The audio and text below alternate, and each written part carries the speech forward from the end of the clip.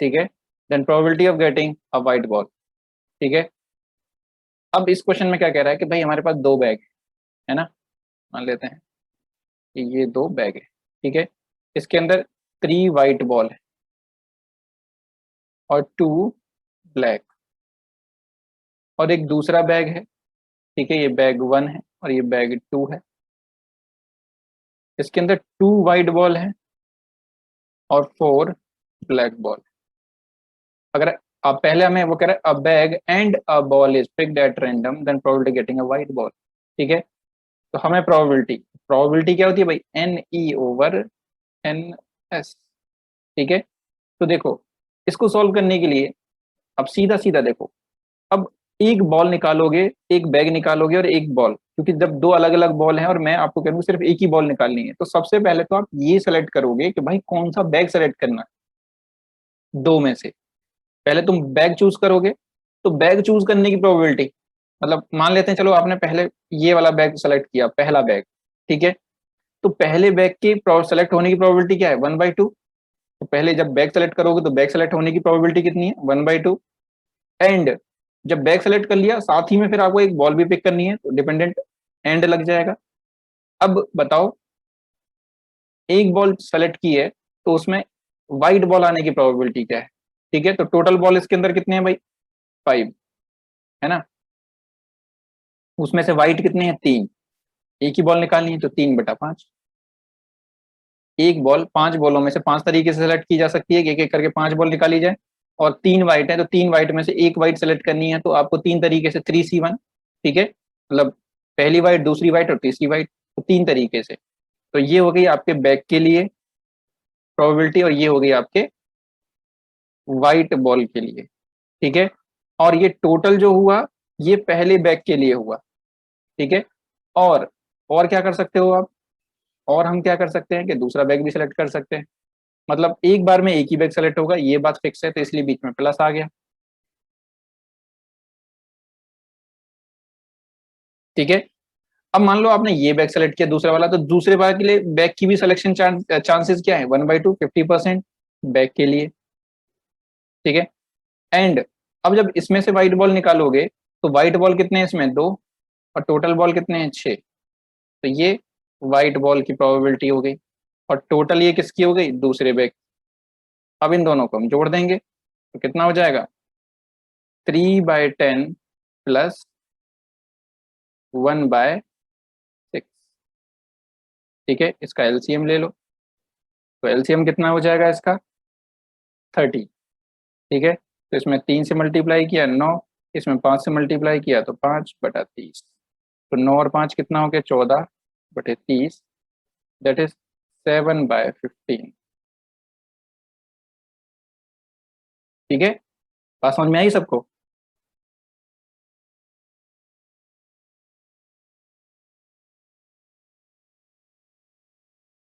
जब भी कभी ऐसा हो पहले, और ध्यान रखना कि वो करवा क्या रहा है, एक बैग बोला है पहले सेलेक्ट करने के लिए, फिर एक बॉल बोली है, तो पहले बैग सेलेक्ट करना है देन एक बॉल। ठीक है,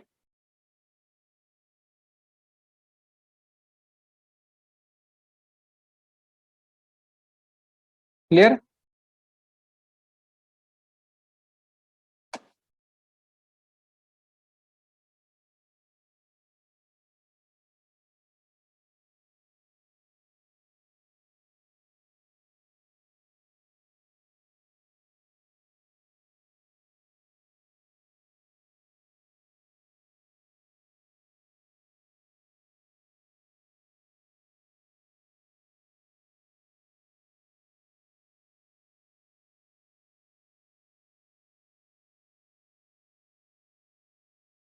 अब नेक्स्ट क्वेश्चन, जरा इसको देखो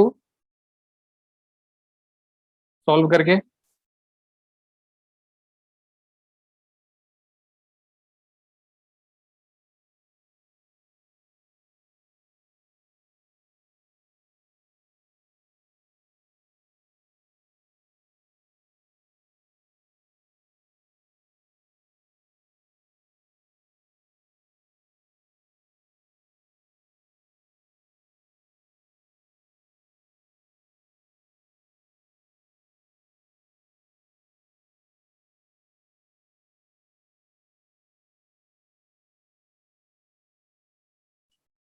अगर a bag contains 5 red 3 green balls, another bag contains 4 red and 6 green balls. If one ball is drawn from each bag, then find out the probability that one ball is red and one is green.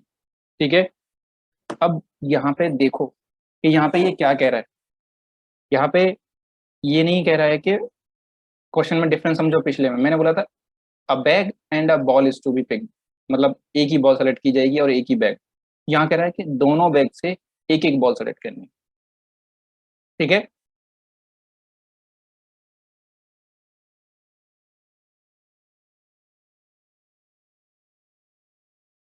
तो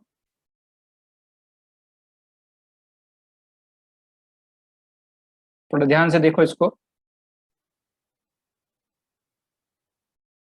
अब देखो, वो कह रहा है एक red ball होनी चाहिए, एक रेड होनी चाहिए, देखो, राइट, और दूसरी क्या होनी चाहिए, एंड ग्रीन होनी चाहिए, राइट. तो अब दो बैग हैं आपके पास. पहले में क्या है, 5 रेड 3 ग्रीन, और जो दूसरा बैग है उसके अंदर क्या है, 4 रेड एंड 6 ग्रीन. ठीक है, ये पहला बैग, दूसरा बैग.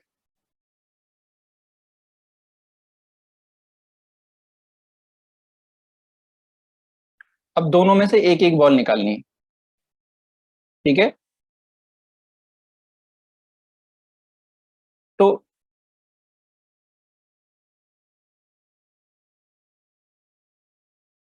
जब पहले बैग में से एक बॉल निकाली, ठीक है, तो इसके रेड आने की प्रोबेबिलिटी क्या होगी, 5/8. ठीक है, एंड, ठीक है, अब दूसरे बैग से बॉल निकाली.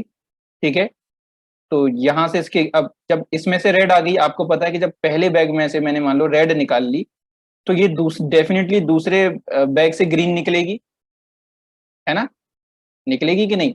मान लो कि जब पहले से रेड निकल रही है तब, और जब दूसरे से रेड निकल रही है तब, क्योंकि हमें डेफिनेटली एक एक रेड और एक एक ग्रीन ही बॉल लेके आनी. तो पहली जब रेड अगर हमने ले ली तो डेफिनेटली दूसरे बैग से क्या निकलेगी, ग्रीन. और यहां से ग्रीन की प्रोबेबिलिटी क्या आएगी, 6/10. ठीक है, तो ये तो पहला केस तो ये बन गया. और क्या हो सकता है कि जब मैं पहले बैग से ग्रीन बॉल निकालूं और दूसरे से रेड निकलेगी फिर. तो जब पहले से ग्रीन निकालूंगा तो ग्रीन आने की प्रोबेबिलिटी क्या है भाई, 3/8. एंड तो दूसरे से रेड निकलेगी, दैट इज 4/10. बात समझ में आई सबको.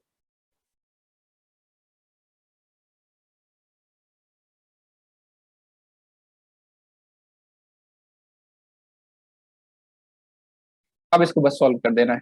ठीक है, और का मतलब प्लस हो जाएगा,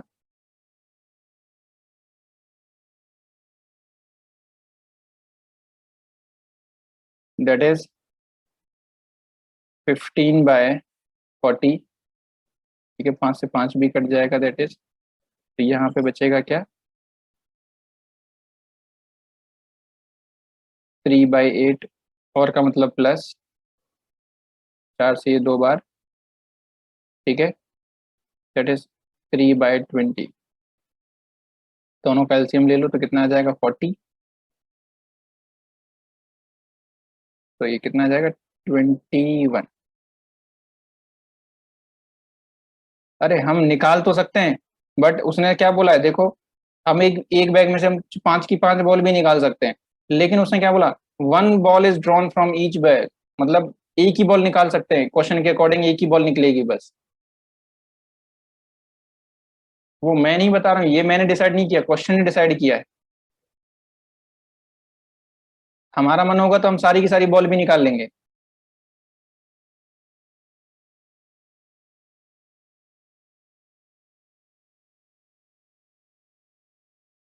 ठीक है, चलो, तो ये बॉल वाले केसेस मोस्टली सारे के सारे खत्म हो गए.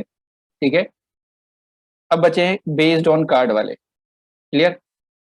तो ये छोटी सी अब है, अभी 20-30 मिनट का टॉपिक और बचा है, तो इसको खत्म ही कर लेते हैं आज, है ना.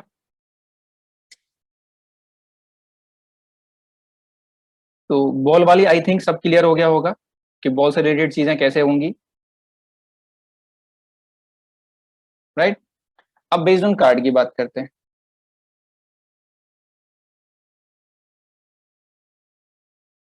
तो पहले कार्ड के बारे में थोड़ी सी इंफॉर्मेशन, मैंने बेसिक सी चीजें तो मैंने आपको उसमें कॉम्बिनेशन में भी बताई थी,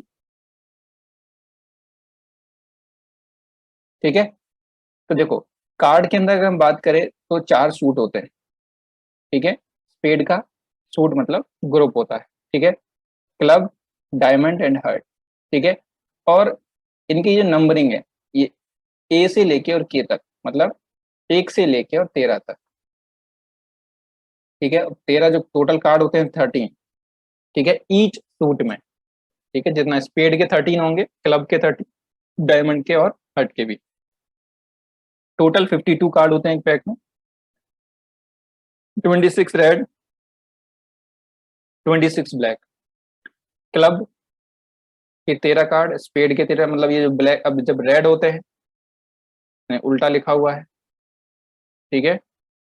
ये यहाँ पे इसको ब्लैक लिखना चाहिए, ठीक है। और यहाँ पे इसको रेड लिखना चाहिए, ठीक है।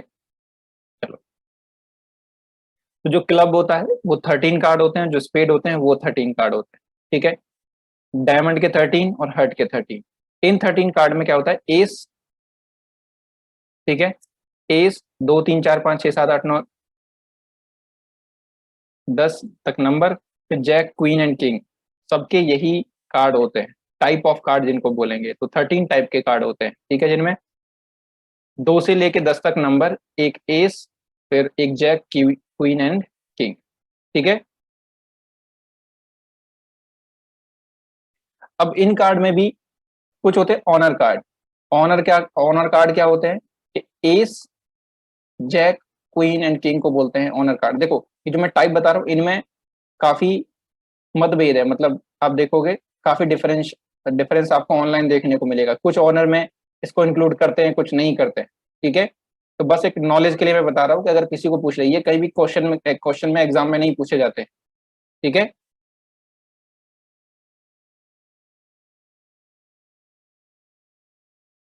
और फेस कार्ड क्या होते हैं, फेस कार्ड होते हैं जिनपे फेस छपा होता है, ठीक है। तो यहाँ पे इन्होंने 3 हमने लिए हैं, ठीक है, jack, queen and king. But इसमें भी डिस्प्यूट है कि एस को भी कुछ लोगों ने फेस कार्ड माना है, ठीक है। कुछ ने, ज्यादातर लोगों ने इसको नहीं माना है, बट कुछ बुक्स में कुछ लोगों ने इसको फेस कार्ड मांगा है। तो फेस कार्ड की जो डेफिनेशन है, तो डेफिनेशन के अकॉर्डिंग है कि जिसपे नंबर ना लिखा हो, ठीक है, नंबर नहीं होता है। तो जिसपे ए, जे, के, क्यू और ये सब लिखा रहता है, ठीक है। तो उनको कुछ लोगों ने इसके अकॉर्डिंग फेस कार्ड 4 मांगने हैं। कुछ ऐसा कहते हैं कि भाई जिसपे फोटो छपा होता है उसको हम फेस कार्ड बोलेंगे, जिसपे मुंह छपा होता है किसी का, तो मुंह तो सिर्फ इन 3 पे होता है।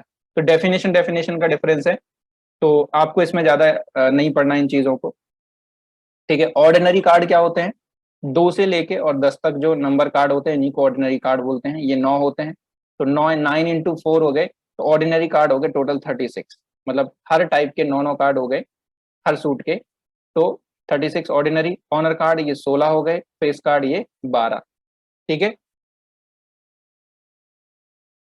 अब इसके क्वेश्चन कैसे पूछे जाएंगे, तो बेसिक नॉलेज आपको बस इतनी पता होनी चाहिए, बाकी ज्यादा नॉलेज की जरूरत नहीं है, ठीक है। अगर when a single card is drawn, जब एक कार्ड निकाला जाता है, ठीक है, तब क्या होगा। तो देखो, जब एक कार्ड निकाला जाएगा तो सैंपल स्पेस देखो क्या होगा, सैंपल स्पेस, ठीक है, NS। वो क्या होगा, हमारे पास डेक में होते हैं 52 कार्ड, उनमें से आपको एक कार्ड सेलेक्ट करना है, तो दैट इज 52C1। कॉम्बिनेशन में आपको याद रहा होगा कि कॉम्बिनेशन में मैंने आपको ये चीज करवाई थी, है ना। कितने डिफरेंट तरीके से एक कार्ड निकाला जा सकता है बिना किसी रिस्ट्रिक्शन के, दैट इज 52C1। तो जब भी एक कार्ड निकाला जाएगा उसके लिए यही आंसर होगा, ठीक है। अब हमें प्रोबेबिलिटी किसकी बतानी है, एक किंग के आने की प्रोबेबिलिटी, ठीक है। तो फर्स्ट का आंसर, प्रोबेबिलिटी क्या होती है, NE ओवर ओवर NS, मतलब total favourable upon total.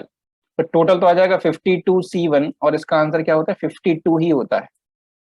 Favourable चाहिए एक किंग। अब ये बताओ किंग कितने होते हैं, 4, और आपको कितने किंग चाहिए, एक, तो 4C1, 4 किंग में से कोई सा भी एक किंग आ जाओ, क्योंकि जो सेलेक्ट करना है उसी की बात करनी है। तो 4C1 दैट इज 4/52, आंसर कितना आ जाएगा, 1/30। क्लियर?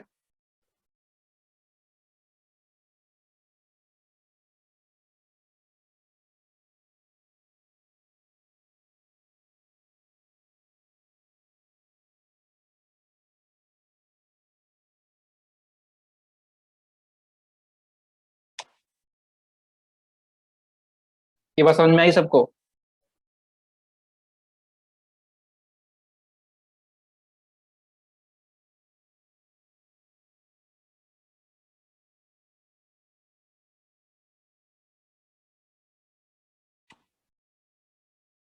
ठीक है, तो अब मैं एक रेड किंग की बात करता हूँ। अभी तक तो एक किंग की बात हुई, ठीक है, एक रेड किंग की बात करता हूँ। सेकंड, तो प्रोबेबिलिटी हमें बतानी है रेड किंग की। तो भाई देखो, नीचे तो सिंपल स्पेस में वही आएगा 52C1। अब एक रेड किंग चाहिए, तो रेड किंग कितने होते हैं आपके पास, रेड किंग होते हैं दो, है ना? रेड किंग कितने होते हैं, दो। तो उन दोनों में से कोई सा भी एक किंग आ जाए, तो दैट इज 2/52, दैट इज 1/26। ठीक है, तीसरे का आंसर बता दो मुझे जल्दी से, कितना आएगा? Probability of getting a black S.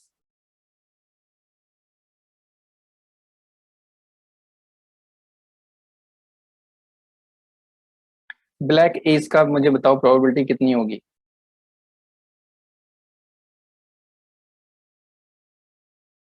हाँ, क्योंकि ब्लैक एस कितने होते हैं, दो। एक कार्ड निकालना है तो दो तरीके से निकाला जा सकता है, upon 52 total outcome, NE/NS, that is 1/26। चौथे का आंसर दो जरा।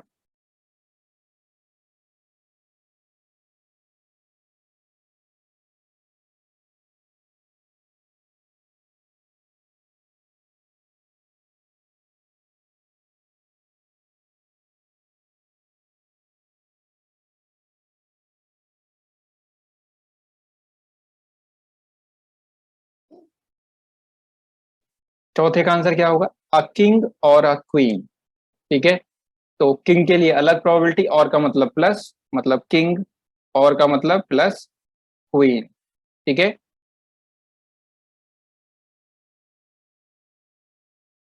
तो किंग की प्रोबेबिलिटी क्या होगी, किंग भाई कितने तरीके से आ सकता है, चार किंग होते हैं हमारे पास, 4/52 प्लस 4/52, या फिर हम 4 किंग और प्लस 4 क्वीन, दैट इज 8 हो गया टोटल। ठीक है, तो 8/52, आंसर क्या आ जाएगा,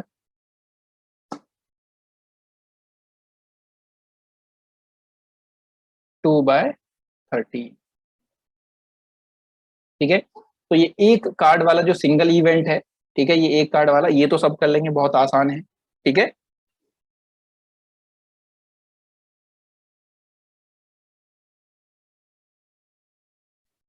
अभी मैं बोल दूं, अच्छा बताओ कि एक पैक में से मैंने एक कार्ड निकाला, उस कार्ड के रेड आने की प्रोबेबिलिटी क्या है, रेड कार्ड आने की प्रोबेबिलिटी क्या है,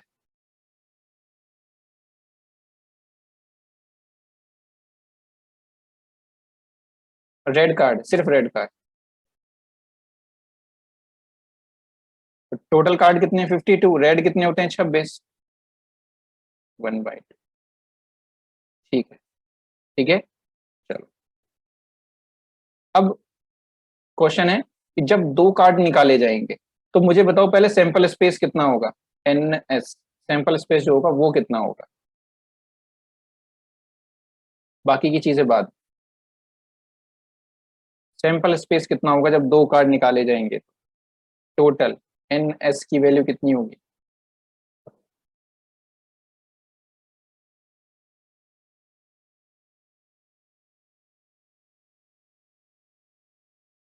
दो कार्ड निकाले जा रहे हैं, अब ध्यान रखना। तो 52 कार्ड है, उनमें से दो कार्ड सेलेक्ट करने कितने डिफरेंट तरीके से हो सकते हैं, 52C2।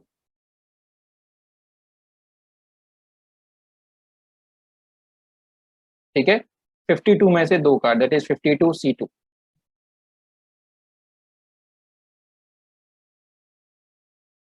तो इसका सॉल्यूशन क्या होगा, 52 इंटू 51/2, दैट इज 26 इंटू 51। ठीक है, जब भी दो कार्ड पिक किए जाएंगे उनका जो सैंपल स्पेस एन एस की वैल्यू होगी आपकी, ये होगी 52C2। ठीक है, अब बात करते हैं इनके क्वेश्चंस की। प्रोबेबिलिटी पहले में पूछा है बोथ किंग कार्ड, दो कार्ड निकाले गए, दोनों के दोनों किंग होने की प्रोबेबिलिटी।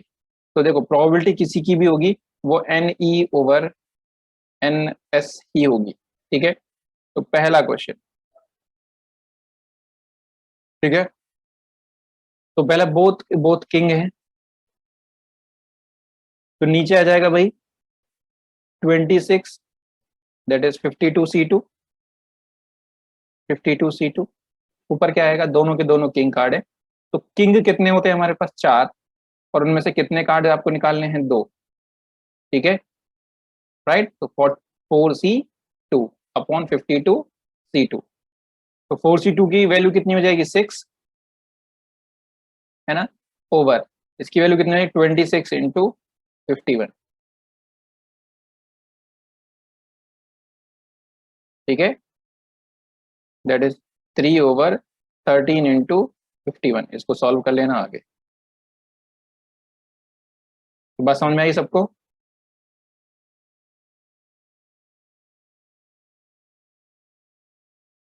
हाँ या ना बोलो।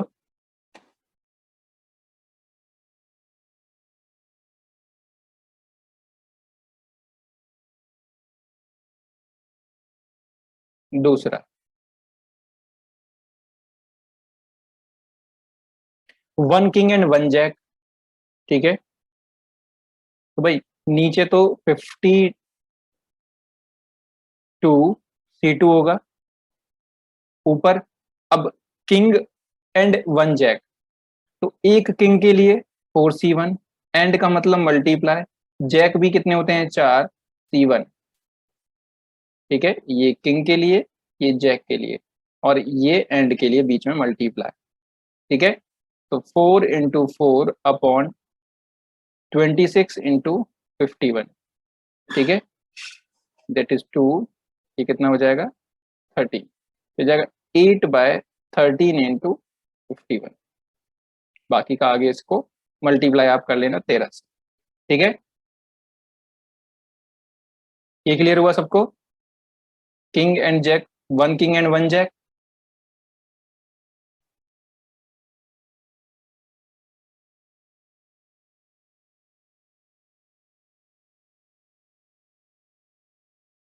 ठीक है, अब तीसरा क्वेश्चन देखते हैं।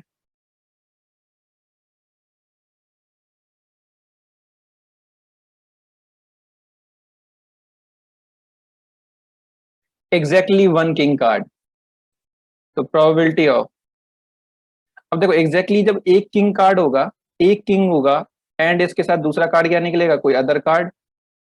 ठीक है, एक कार्ड तो किंग का हो गया, और दूसरा कार्ड क्या निकलेगा, अदर कार्ड। ठीक है, तो नीचे तो भाई वही आएगा 52C2। अब एक एग्जैक्टली वन किंग कार्ड है, तो किंग कार्ड के लिए क्या हो जाए, एक पहले किंग कार्ड निकालो, तो ये निकल गया किंग कार्ड, एंड इसके साथ, एंड इसके साथ क्या लगेगा, अदर। ठीक है, मतलब किंग को छोड़ के कोई भी कार्ड इसके साथ हम निकाल सकते हैं। ठीक है, तो बाकी किंग को छोड़ के कितने कार्ड बचे, 48। 52 में से 4 माइनस कर दो, किंग वाले कार्ड निकाल दो, क्योंकि अब हम किंग नहीं निकाल सकते। तो 48C1, इसका आंसर क्या हो जाएगा, 4 इंटू 48/26 इंटू 51। ठीक है, 13।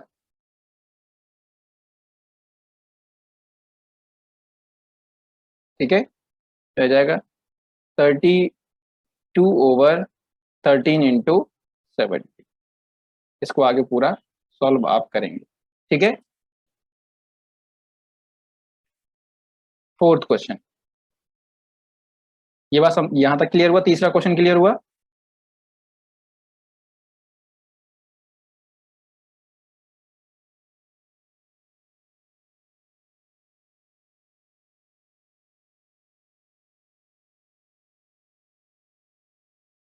अब देखते हैं फोर्थ, नो किंग कार्ड।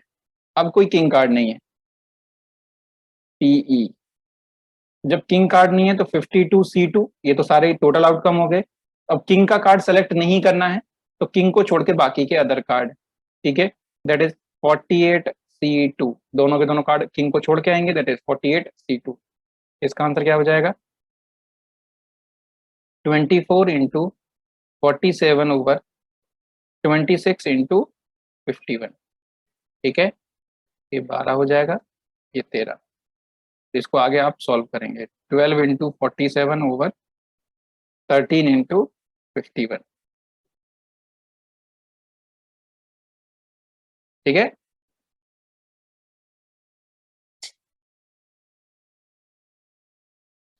क्योंकि दो कार्ड तो हमें दो ही निकालने हैं ना, कार्ड तो दो ही निकालने हैं, चाहे केस कोई भी हो।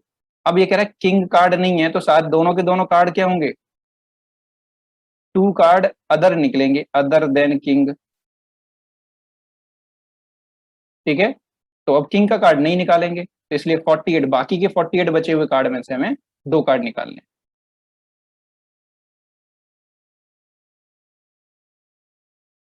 ठीक है।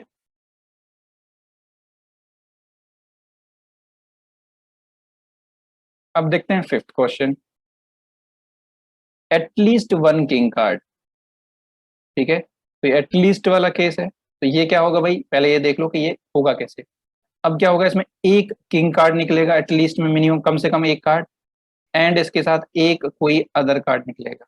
और क्या हो सकता है कि दोनों के दोनों में किंग कार्ड भी निकाल सकता हूँ, दोनों के दोनों किंग कार्ड, ठीक है। तो इन दोनों को प्लस करना पड़ेगा अब आपको। तो इसके लिए भाई कॉम्बिनेशन क्या लगेंगे?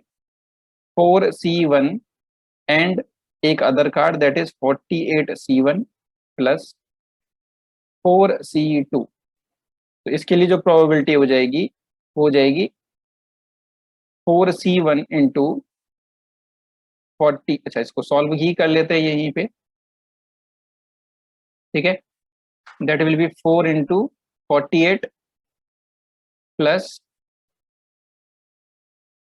6, ठीक है।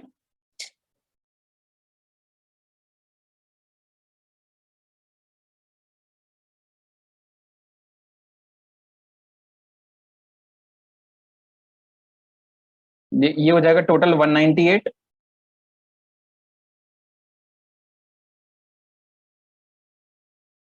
ठीक है। तो जो प्रोबेबिलिटी होगी दैट विल बी 198/13 × 51, 26 × 21, इसको 2 से काटेंगे, 99/13 × 51, दैट इज 33/13 × 17,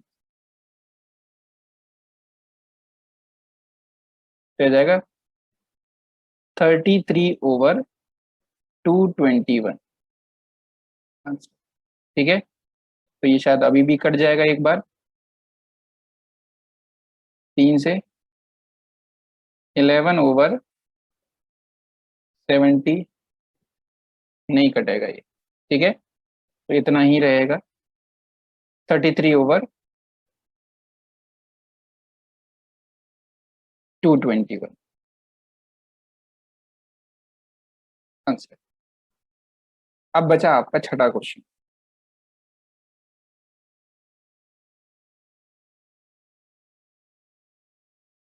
ठीक है। वो एटमोस्ट वाला है। तो एटमोस्ट वाले में क्या होगा कि आपको एक किंग हो, ठीक है, one king and one other card, और नो किंग, ठीक है। तो वन किंग के लिए क्या लगेगा? 4C1 and 48C1 plus no king के लिए 48C2, क्लियर। तो प्रोबेबिलिटी का आंसर होगा हमारा, दैट इज 4 × 48 प्लस 24 × 47। इसके थोड़े से ज्यादा कॉम्बिनेशंस बनेंगे। तो 24 × 47 कितना हुआ? 1128 प्लस 192, तो ये जाएगा 1320 ओवर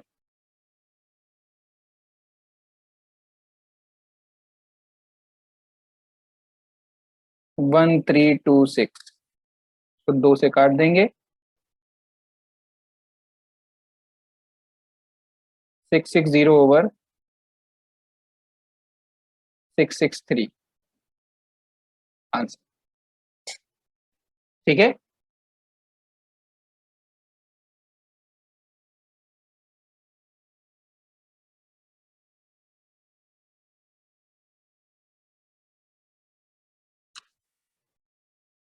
तो यहां तक बात समझ में आई सबको?